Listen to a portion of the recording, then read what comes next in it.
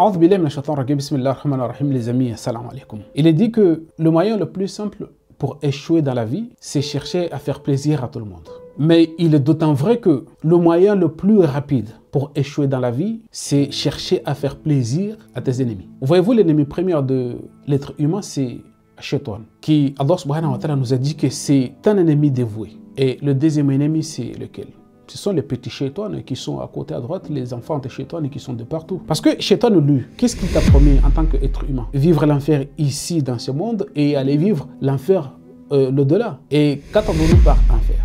L'enfer, c'est une vie inhumaine, une vie indigne, une vie pleine de problèmes, de difficultés. Ça, c'est l'enfer.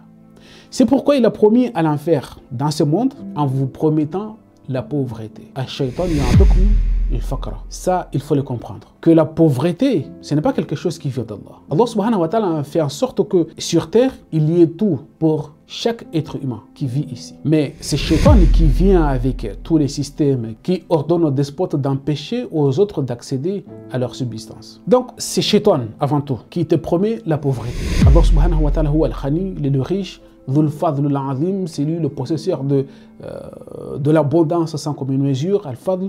Allah subhanahu wa ta'ala n'a rien à voir avec tout ça. Donc là, je parle de pauvreté avant tout spirituelle, pauvreté matérielle, toutes ces choses-là, ça n'a rien à voir avec Allah. En ce qui concerne la pauvreté spirituelle, Allah subhanahu wa ta'ala nous a envoyé son livre pour nous faire sortir du ténèbre auquel l'être humain se trouve tout le temps, sans lumière. Il nous a envoyé ces livres pour nous aider à échapper à cette pauvreté spirituelle. Mais aussi la pauvreté matérielle. Ça n'a rien à voir avec Allah, encore une fois. Mais ça a à voir avec Shaitan et les despotes, les amis de Shaitan, les humains qui nous entourent de partout. C'est pourquoi la première des choses que tu dois faire, c'est ne pas faire plaisir à ton ennemi. Parce que si ton ennemi, celui qui te fait du mal, te voit entreprendre quelque chose, n'importe quelle chose, la première des choses qu'il va te dire, c'est quoi? C'est que toi, tu ne peux pas réaliser cela. Toi, tu n'es personne pour faire cela. Il y a déjà des experts sur cela. Il y a déjà ça. C'est juste pour te décourager. Et dès lors que tu lui donnes raison, ce qui veut dire que tu le fais plaisir. Dès lors que tu abandonnes, tu le fais plaisir, tu lui donnes raison. Là, mon gars, c'est la façon la plus facile, la plus rapide d'échouer dans la vie. Parce que il faut comprendre l'idée que personne n'est expert et que c'est en forgeant qu'on devient forgeron. Si vous avez des objectifs dans la vie, et la première des choses, c'est quoi? C'est chercher à construire des objectifs et des objectifs dans la vie. Et quelque chose qui te donne l'ambition d'avancer dans la vie. Sans des objectifs, tu ne peux pas avancer. Donne-toi des ambitions, quelque chose qui te donne envie d'avancer. Et dès lors que tu as posé ces objectifs, il faut s'y mettre. N'attendez pas le bon moment. Le bon moment n'existe pas.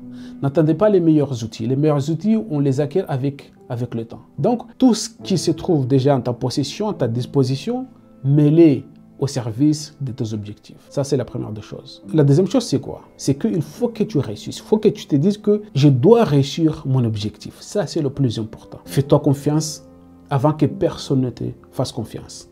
Dis-toi que moi, personnellement, je prends l'initiative d'aller jusqu'au bout de mes objectifs. Et si tu es vraiment dans cette posture, tu ne vas laisser ni un être mal intentionné, ni une communauté, un groupement de personnes, ni un État, ni personne ne va t'empêcher de réussir. Donc, il est important de comprendre que dans la vie, il faut avoir des objectifs. Deuxièmement, n'attendez personne, n'attendez rien du tout pour commencer à réaliser vos objectifs. Troisièmement, n'attendez les encouragements de personne. Il faut que tu avances seul. Il faut que tu te dises que tu dois réussir. Que ce soit un projet qui vise cette vie ou que ce soit un projet qui vise l'au-delà. Tu dois être le maître de tes décisions, le souverain de tout ce que tu entreprends. Wassalamu alaikum wa rahmatullahi wa barakatuh.